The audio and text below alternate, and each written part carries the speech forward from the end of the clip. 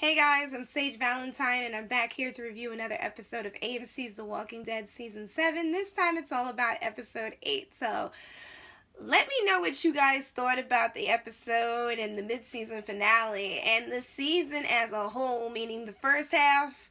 Me personally, I'm completely satisfied, but I want to know what you guys think of the series so far.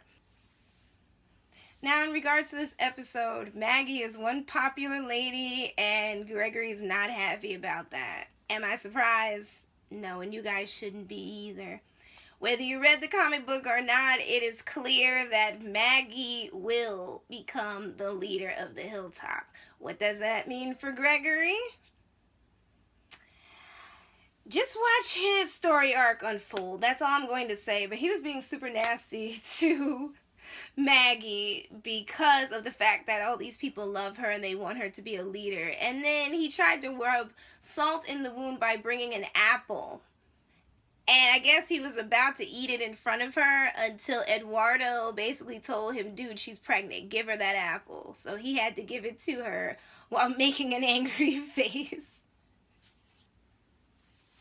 So let's talk about Negan and the shaving scene and the cooking scene. We'll start with the shaving scene.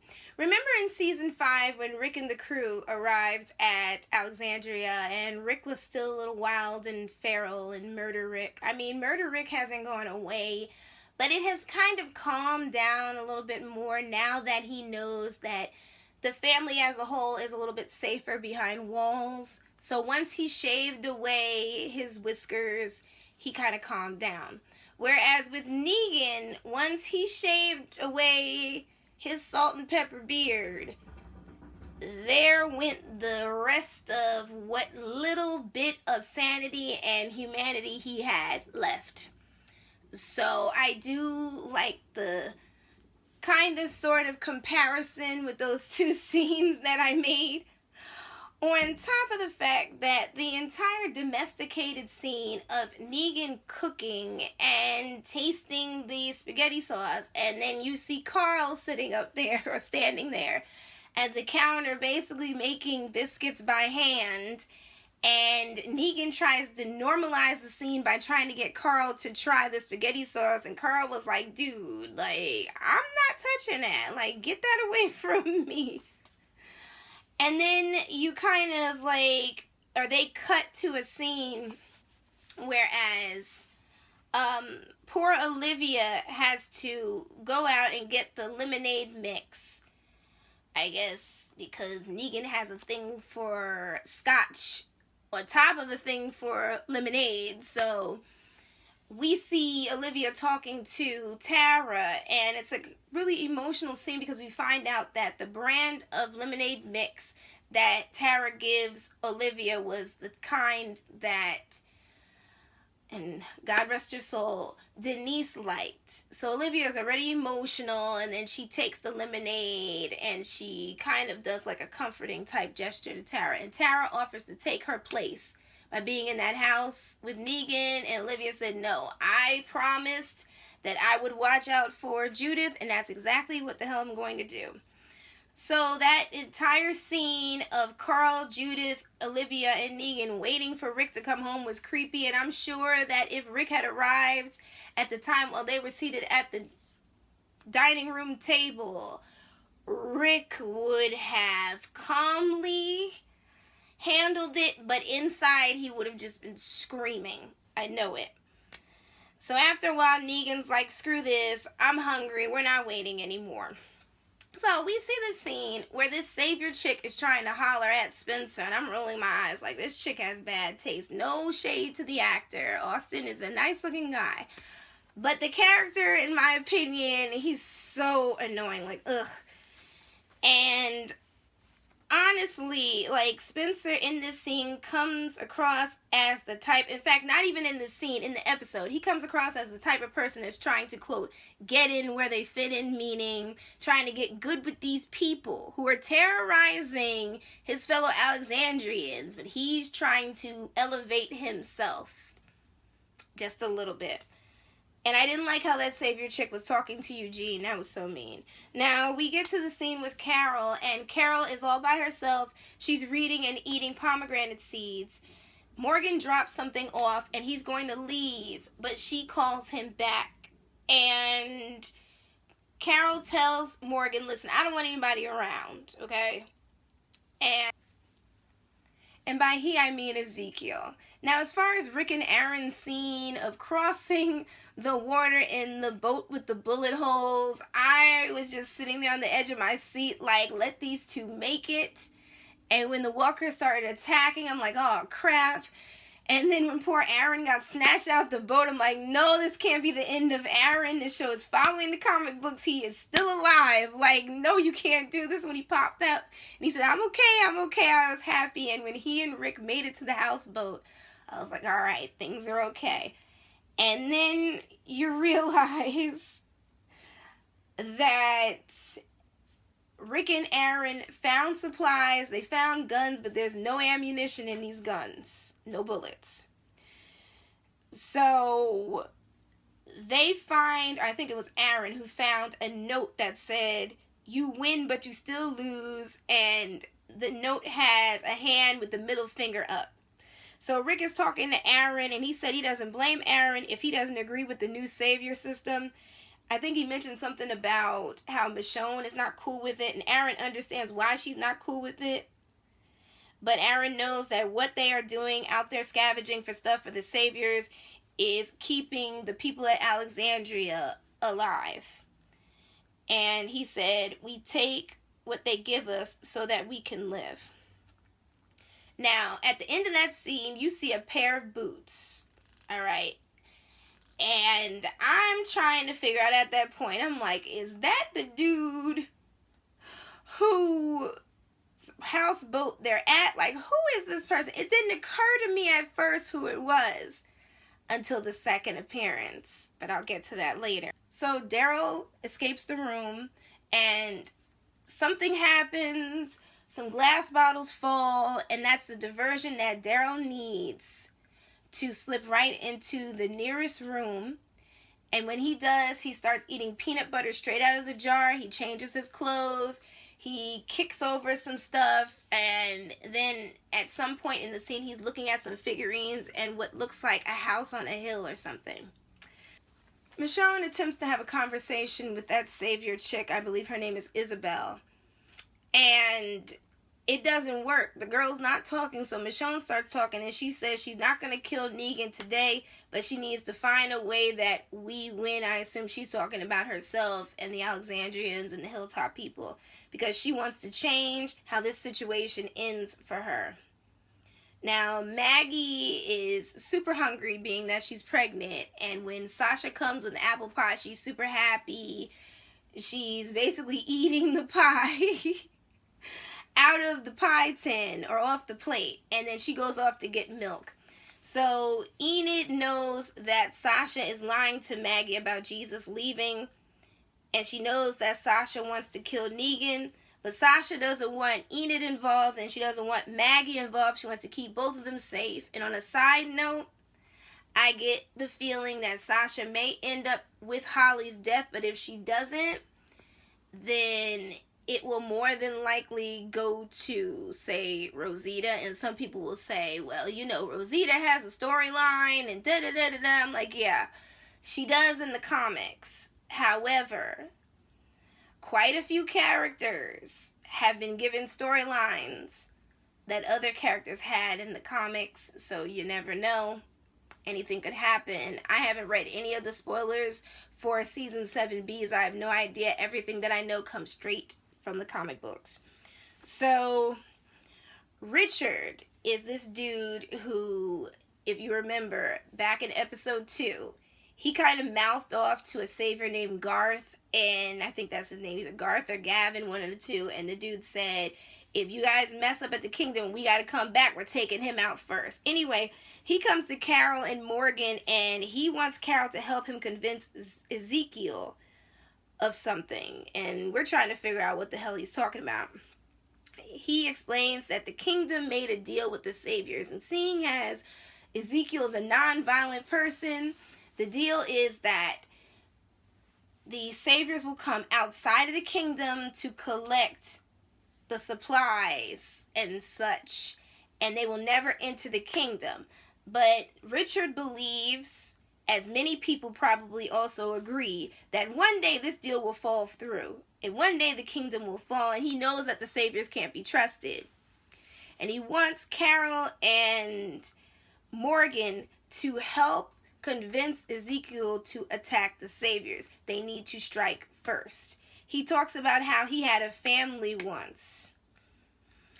And I'm assuming that's also the reason why he went later in the episode to that RV that was hidden and just sat in there and just cried, because maybe that's where he was with his family.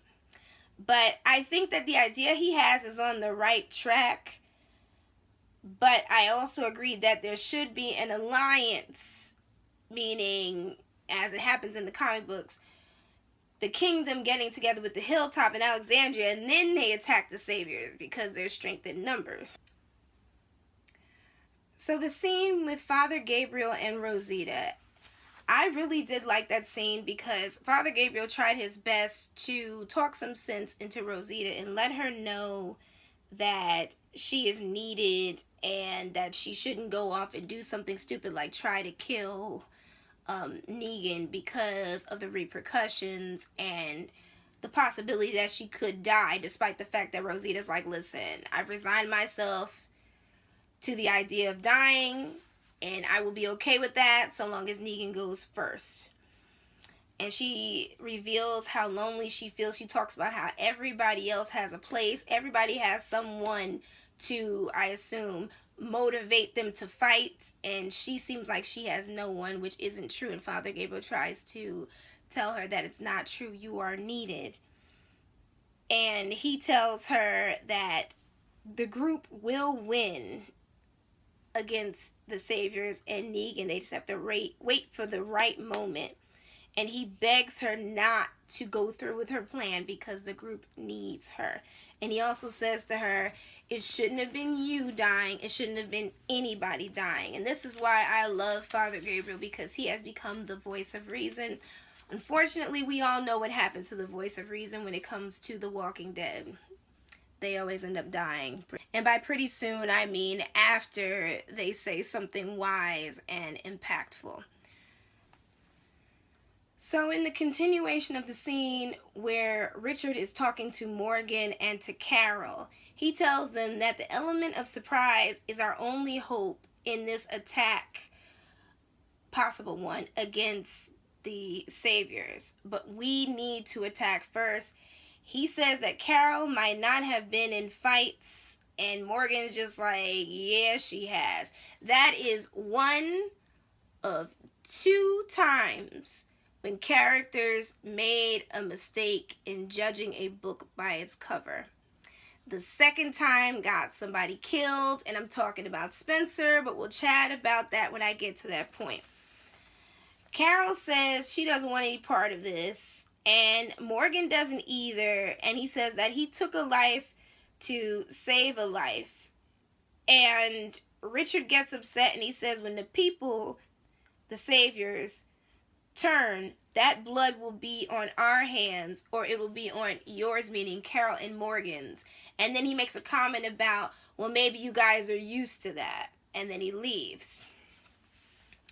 Carol is pissed off because she's like, I came to this little house to chill out. I didn't want Ezekiel coming. I didn't want you coming, Morgan. And I damn sure didn't want Richard coming with this mess. And she tells Morgan that when the group, or if the group pops up at the kingdom, don't tell them I'm here. I don't want them to know. And I'm just like anybody in the group will actually believe that. And Morgan repeats that he never wanted her to see him. He just wanted to drop that stuff off and go on. So, let's talk about the second time somebody judged a book by its cover. Let's talk about Spencer. Peace out, Spencer. Now, Spencer comes to his house. He looks at it. It's ransacked. He cleans it up and then cleans himself up because he's got blood on his face and blood all on him. He wants to be presentable for Negan. Spencer decides to do what he believes his mother would have done, being that she was a politician, remember. He wants to get a good momentum with the Savior so that he could become important or a leader down the line. Something that I figured and already knew, given his storyline in the comic book. So, Spencer talks to Rosita. He thought that he and Rosita had something good. Rosita basically tells him, listen, you were something to do. I'm sorry, but it is what it is. So Spencer asked her if she would eat dinner with him later, no strings attached, and Rosita's just like, okay, whatever. Now, Daryl killed Fat Joey after Fat Joey caught him outside by himself near one of the motorcycles. Because remember, it's like a long, grouping of motorcycles outside in the back of the sanctuary. That was the place where Daryl ended up right before he got his butt kicked by all those saviors. Anyway, Daryl bludgeoned Fat Joey to death, and it took Jesus to stop him by calling his name. And Daryl used a pipe to bash the poor kid's head in.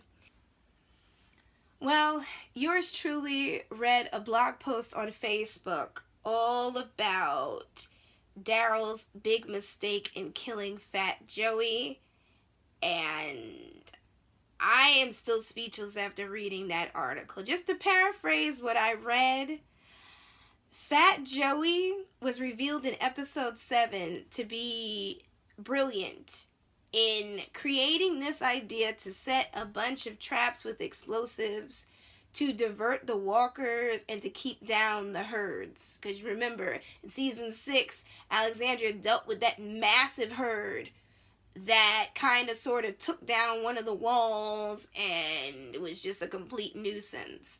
So I kept wondering while watching season 7, where are all the walker herds? I mean, all this loud noise, gunshots, especially that big display in episode 1. I'm like, where are the herds?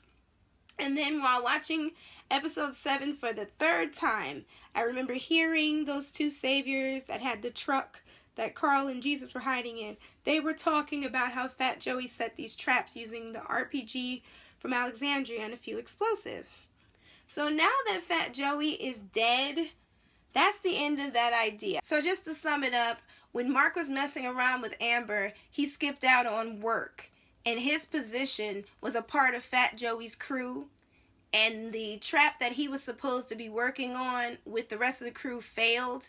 So needless to say, it's his fault that the trap failed, and it will be his fault that these walkers start popping out, on top of the fact that it's also Daryl's fault in making the mistake in killing Fat Joey, because apparently nobody else knows how he did what he did. So 7B is going to be interesting, not only for the violence, but the gigantic walker herds.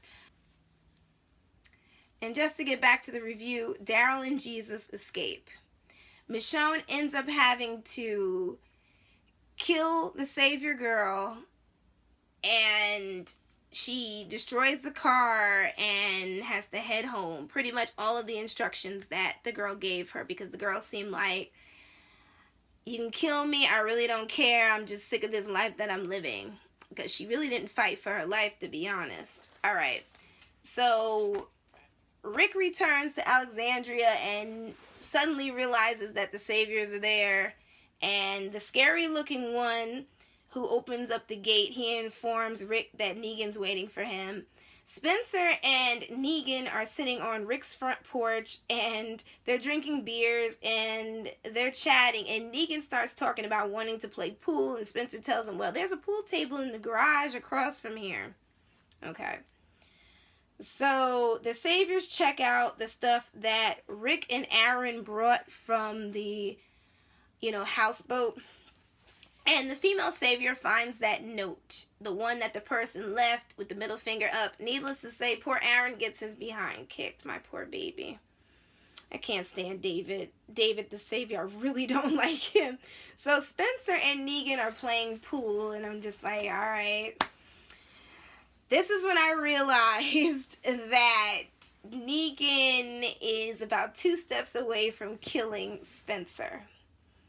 And kudos to the director for not only having Negan gradually move towards Spencer during the pool game, but also when I think Negan hits those balls, all of a sudden the shot jumps to Aaron getting hit. So, to paraphrase everything pretty much, the reason why Spencer died was as follows. Because Spencer figured that he could fool Negan. He figured that Negan was nothing but a big brute that he could be reasoned with, because Spencer pulled what I like to call the class card, being that Spencer was the child of a politician. Thereby, he was someone of means. And that came across as slightly condescending, given the fact that these people know nothing about Negan. We who read Here's Negan, we know that Negan is an educated person, a college-educated person on top of that. But Spencer didn't know that. Spencer must have thought that Negan was stupid in some way, shape, or form. And don't forget about the fact that when Negan came to the gate, and I believe that was episode 4, to visit Rick for the first time, Spencer popped up and said, "Who are you?" And that did not sit well. And some people probably thought that Negan was forgiving, but don't forget about what happened to Glenn when Glenn rose up and went at Negan, kind of swinging at him. And I do believe that is another reason why Glenn died. On a side note, besides the fact that it was in the comic book, I feel like Daryl's mistake on top of Glenn getting up was what really got Glenn killed. But Spencer decides that he wants Negan to be the brawn in the situation. And what I mean is that he wanted Negan to take down Rick and to kill him, so that he, Spencer, could become the leader. And here's the thing. And when I read this story arc in the comic book, I said the same thing. Like, dude, if you really wanted Rick dead, why didn't you kill him? And Negan's looking at it the same way, like, how come you didn't kill this dude? And then all of a sudden he's like, oh wait, I know what happened. I know why you didn't do it. Because you don't have any guts. And he stabbed him. And that scene looked exactly like it did in the comic book. And I love the condescending way that he says, oh, silly me, how embarrassed am I? There they are, as poor Spencer's intestines are basically falling out of his body onto the ground. He can barely hold them in.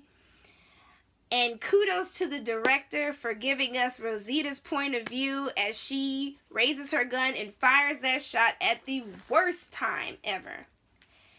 She made a serious mistake, just like Daryl made that mistake. And like Daryl, she didn't pay the price with her life. And you could say that she made that decision at the spur of the moment because of emotions. But unfortunately, she did that for herself. She did not do that for anybody else. And what happened was that the bullet didn't hit Negan, it hit Lucille, which pissed Negan off even more. Negan realizes that the bullet's homemade. Rosita claims that she made it after Arat basically takes her down to the floor or to the ground. Negan says she's badass and then tells Arat to shoot somebody, and then Arat shoots Olivia. And a lot of people are probably like, why would Arat shoot Olivia? Because Olivia made a mistake in not taking full account of the guns. Remember in episode 4 when it was revealed by Arat that Olivia didn't know where 2 of the guns were. It was either 2, 3, or 4, but you get what I'm saying. Then there was the issue with the food, and Negan kept making like these horrible comments about Olivia's weight. But that was another problem in his eyes, which also led to her death. For those of you that don't read the comics, just so you know, Andrea, the comic book character, has a scar underneath her eye. After being cut by a rot, Rosita will have that scar. Now, I thought it was hilarious how Negan basically told on everybody before he left Alexandria, and he told on them to Rick. He told Rick that Rosita tried to kill him, and that's the reason why Olivia got shot. But he made sure to let Rick know, listen, I did not choose for her to die. A rot chose it. But really, on a side note, I think that Olivia was on the list of people to die. Probably after she slapped him in the face, even though he kind of like laughed about it.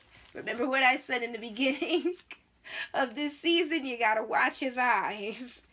So Negan explains to Rick that Spencer wanted Negan to kill Rick, so Rick made sure to take him out. And the icing on the cake, or the cherry on top, was when Negan told on Carl to Rick and said, you know, Carl stowed away in one of my trucks, but you see, I returned him safely and I fed him spaghetti, and the look that Rick gave Carl was hilarious. And Negan also said that he picked one less mouth to feed Olivia, but really she died because Arat didn't trust her, but I think it's more of Negan than Arat.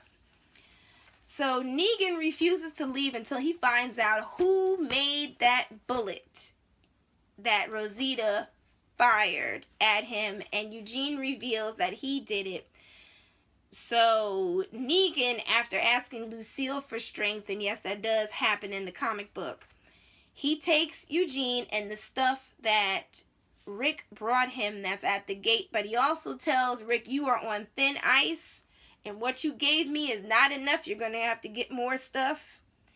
And I'm just like, say hello to comic book Negan. Rosita screams and begs for Negan to take her, because I guess she realizes that what Eugene said was right, that somebody was going to pay the price for her mistakes. But unfortunately, it ended up being Eugene, which was even worse. Once the saviors start leaving, Rick is an emotional mess, and Spencer turns into a walker and Rick puts him down. So the next time that we see Rick, he is kneeling down in the cell that Morgan created in season 6. Remember the cell that he made that will essentially show Rick that every life is precious? Yeah, he's still kind of on that. Although I'm not sure if Morgan is still on that, especially after what he had to do to save Carol. But I digress. That cell will play a really big role pretty soon. So that whole scene with Rick and Michonne was beautiful. And pretty much to paraphrase that, Michonne is Rick's rock. And she reveals that she wanted to go with Rick and Aaron, but she had to go on this short journey. And she knows that they are outnumbered. And she basically gives Rick the speech that Rick gave in a previous season. But I love the way that Denai Guerrera delivers it. It's beautiful. And she says, we have to fight, not for us, but for Judith, Carl, Alexandria, Hilltop. You might as well add in Kingdom, because soon they're going to meet Ezekiel and see the beautiful kingdom. Basically for all of them. And she motivates Rick.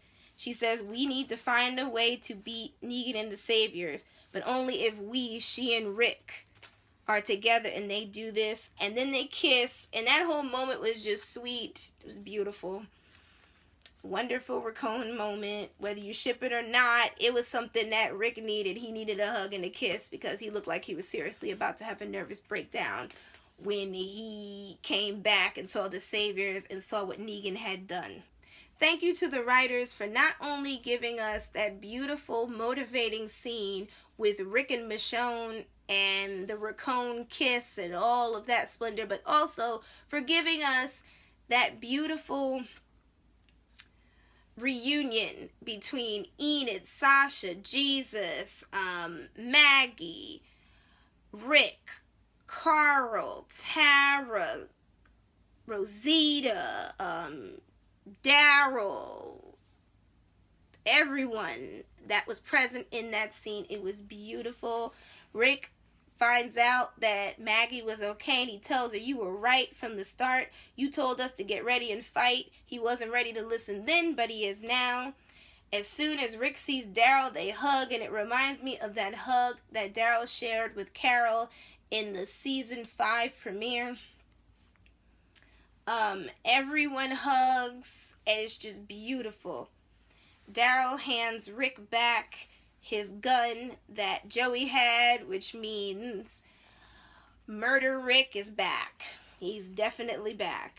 And everyone silently agrees that it's time to fight. So what you need to know is that season 7B, that airs February 12th, 2017, is going to be off the chain. And one last thing in regards to the person in the boots. You think Negan is something? Wait until that person is revealed. Everybody's going to change their tune because this person, honey, they are something else. That's all I'm going to say, and there are plenty of Easter eggs leading to who this person is and what their identity is that have been sprinkled all through season 7A. It's about time you guys get to some detective work because I'm not revealing it. I don't want AMC after me. But you all take care. Don't forget, Sage Valentine, I will be back here in February to do my reviews. I will also be reviewing The Apprentice.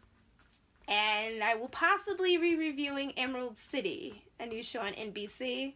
But I definitely enjoyed doing all these reviews for The Walking Dead Season 7A. Until Season 7B, I love you guys. Take care. Bye, guys. Bye.